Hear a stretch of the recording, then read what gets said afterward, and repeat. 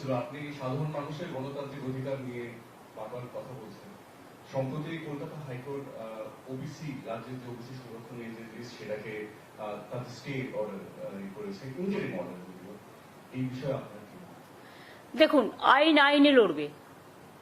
আইনের কথা আমি যেহেতু এখনো ইন্টারিম অর্ডারে আছে, ফাইনাল জাজমেন্ট হয়নি।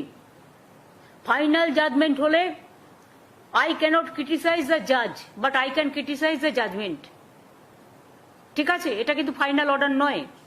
ওনারা কিছু সাজেশন দিয়েছেন, ওনারা কিছু অর্ডার দিয়েছেন। সেই অর্ডারটা কালকে আমরা পেয়েছি, কাল রাতে। ওটা নিয়ে স্টাডি করছেন লিগাল টিমের লোকেরা, এবং কেসটা অলরেডি সুপ্রিম কোর্টের কাছে আমরা 3 মাস টাইম নিয়েছিলাম। এবং আমরা যদি দেখি আইনত কোনটা আমাদের শুট করছে, সুপ্রিম কোর্টের 3 মাস টাইম মোতাবেক আমরা কিন্তু কাজটা করেছিলাম। এবং কাজটা গভর্নমেন্ট করেনি, কাজটা করেছে ওবিসি কর্পোরেশন।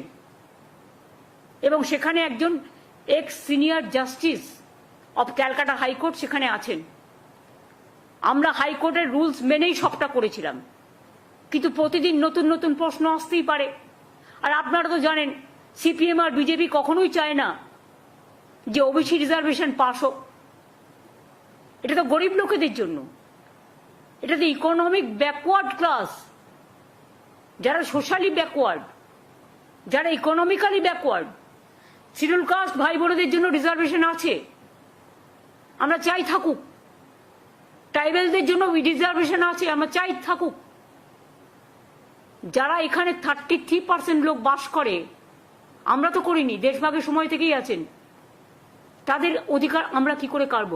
তাদের সম্পত্তি কাটতে হবে, তাদের চাকরি কাটতে হবে, তাদের শিক্ষা কাটতে হবে। তাদের আপনারা মানুষ হতে দেবেন না, মানুষের মতো মানুষ হিসেবে গড়ে তুলবেন না। তাও যেটা করেছিল তাতেও আপনাদের বলেছিলাম, তার মধ্যে 60 কাস্ট ছিল নন মুসলিমস। মুসলিম দেখলে আপনাদের গায়ে জ্বালা করে, সেটা আমি জানি। তা নেতাজি সুভাষচন্দ্র বোসের রাইট হ্যান্ড কে ছিলেন? শাহনওয়াজ খান। আপনারা বলতে আমায় বাধ্য করছেন। তাজমহল তো তৈরি করেছিলেন কে? শাহজাহান। কি করে ইতিহাসটাকে মুছবেন বলুন? গান্ধীজি কি বলেছিলেন? ঈশ্বর ও আল্লাহ তেরে নাম সবকো সুমতি দে ভগবান। নজরুল কি লিখেছিলেন? হিন্দু নর মুসলিম ওই জিজ্ঞাসে কোনজন, কান্ডারি বলো ডুবিছে মানুষ সন্তান মোর। ভুলে গেছেন? বঙ্গভঙ্গের বিরুদ্ধে বিশ্বকবি রবীন্দ্রনাথ ঠাকুর রাখি বন্ধন করেছিলেন, বাংলার মাটি বাংলার জল গান গেয়েছিলেন, হিন্দু মুসলিম সবাই সবার হাতে রাখি পরেছিলেন। আমরা সব ধর্ম, সব বর্ণ, সব জাতি, সবাইকে আমরা মান্যতা দিই, সম্মান করি। কিন্তু আপনারা যদি মনে করেন আপনারা যেটা ঠিক করবেন, কে কি খাবে, কে কি পড়বে, কার কি সম্পত্তি দখল করবেন, কার কি ভাষা দখল করবেন, কার কি চাকরি দখল করবেন, একেতে মানুষ পায় না। চাকরি সৃষ্টি হচ্ছে আর আপনারা বাধা দিচ্ছেন। একটা করে পিল আর কিল খেচ্ছে, পিল করছেন আর একটা করে কিল খাচ্ছেন, নিজেরা খাচ্ছেন। এটা কিন্তু আপনাদের ওপর বর্তাবে। আপনাদের জন্য আজকে অনেকে চাকরিহীন হয়ে গেছে, এবং আপনারা এটা আটকাচ্ছেন বলে আমার পুলিশ রিক্রুটমেন্টে হাজার হাজার পোস্ট খালি পড়ে আছে, আমি করতে পারছি না। আমার টিচারদের পোস্ট করতে পারছি না। আরো অনেক ভ্যাকেন্সি আছে আমার, অল ডিপার্টমেন্টে আছে। কিন্তু ওবিসি রিজার্ভেশন আমরা করিনি, এটা মন্ডল কমিশনের রেকমেন্ডেশন। ভিপি সিং যখন প্রাইম মিনিস্টার ছিলেন, মনে রাখবেন, বা ভিপি সিং লড়াই করেছিলেন, তখন কিন্তু বিজেপিও ভিপি সিং এর সাথে ছিলেন। তখন কেন এটাকে অপোজ করেননি? সময়ে সাথ দেবেন আর সময়ে মানুষকে অনাথ করে দেবেন, এটা তো হতে পারে না। আপনি কি চান ওরা পড়াশোনা করবে না? তাও তো ওদের টাকাটা আলাদা দেওয়া হয়, কোনো জেনারেল কাস্টের টাকা কাটা হয় না, কারণ এমনিতেই তাদের সংখ্যা কম বলে। এগুলো আমি বুঝি। কাজেই ইকোনমিক্যালি যারা ব্যাকওয়ার্ড, তাদের জন্য 17% আমি আলাদা টাকা দিই শিক্ষার জন্য, এটা মাথায় রাখবেন। আর যদি নিচু থেকে মানুষ উপরে উঠে আসে শিক্ষার দ্বারা, তাতে আপনাদের আপত্তির কি আছে? তাহলে আপনারা যখন অপারেশন করেছিলেন পয়েলগাঁও, তখন আপনারা ম্যাডাম কুরেশিকে কেন বসিয়েছিলেন? যান প্রত্যেকটা আর্মি কন্টেনমেন্টে গিয়ে দেখে আসুন। আমি নিজে দেখেছি এয়ারপোর্টে, ইউনাইটেড নেশনসের পিস কিপিং ফোর্সে ইন্ডিয়ান আর্মিরা যাচ্ছে কাজ করতে, পাঞ্জাবিরা গ্রন্থ সাহেব মাথায় করে নিয়ে যাচ্ছেন। মনে রাখবেন, সব জায়গায় কিন্তু সব ধর্ম পালন করতে দেয়। এটা ওদের বৈশিষ্ট্যতা, এটা ওদের বিচিত্রতা। বৈচিত্র্যের মধ্যে ঐক্য। প্রত্যেকটা ক্যান্টনমেন্টে মন্দির আছে, মসজিদ আছে, গুরুদ্বারা আছে, গির্জা আছে, আরো যদি অন্য কোনো বৌদ্ধ ধর্ম আছে, এ আছে, প্রত্যেকটা।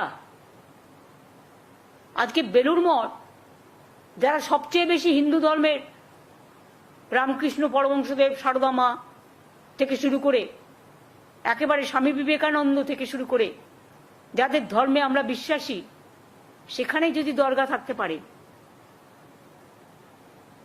রাজনীতিটা কোথায় করছেন? গাছ তো যে কোনো কারো বাড়িতে পুঁততে পারে, পবিত্রতার সাথে পুতুন। কিছু কিছু গাছ আছে যেগুলো আমরা দেবদেবীদের বেলপাতা আমরা শিবের মাথায় চড়াই, আমরা মা দুর্গাকে দিই, আমরা মা কালীকে দিই, আমরা বৈষ্ণু মাতাকে দিই, আমরা কৈলাসকে দিই, কাশী বিশ্বনাথকে দিই। আম পাতা, লক্ষ্মীর ঘটে মেয়েরা আম পাতা বসায় বৃহস্পতিবার। তুলসী পাতা, তুলসী ক রকমের হয় জানেন? আমার বাড়িতে 40টা তুলসীর গাছ আছে ওইটুকু জায়গার মধ্যে।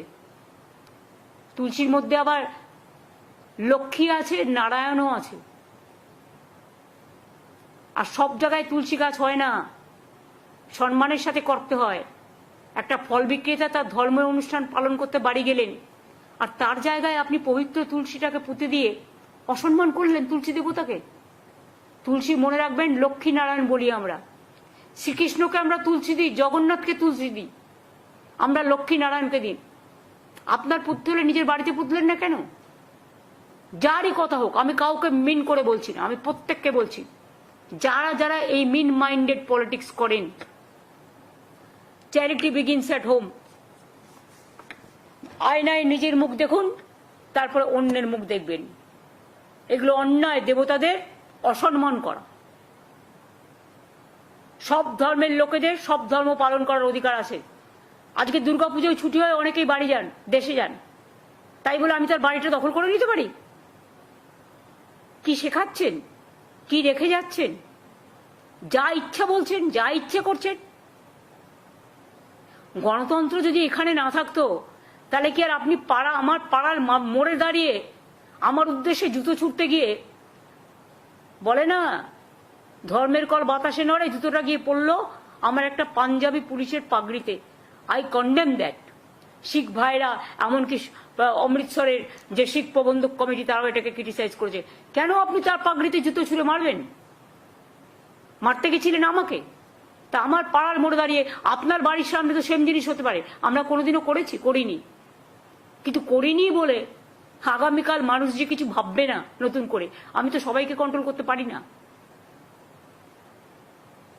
যদিও আমি এটাকে সমর্থন করি না।